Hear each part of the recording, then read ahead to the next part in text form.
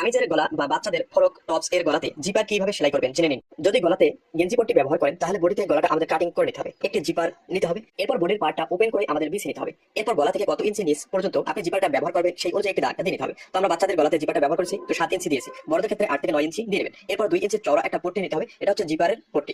এই পট্টিটা আমাদের 7 ইঞ্চি নিচে একটা দাগ দিলাম, এই দাগ থেকে 1 ইঞ্চি নিচে বসে নিতে হবে এবং 1 ইঞ্চি উপরে এভাবে ঘুরিয়ে নিতে হবে।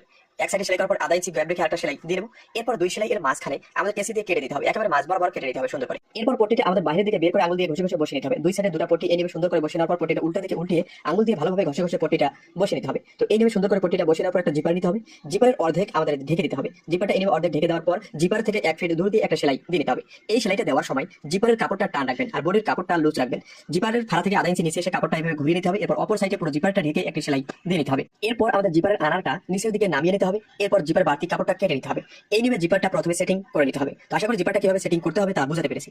এরপর কাঁধের জয়েন্ট দিয়ে নিতে হবে, সামনের পার্ট এবং পিছনের পার্ট। তো সামনের পার্ট পিছনের পার্ট কাঁধের জয়েন্টটা সুন্দরভাবে দিয়ে নেবেন।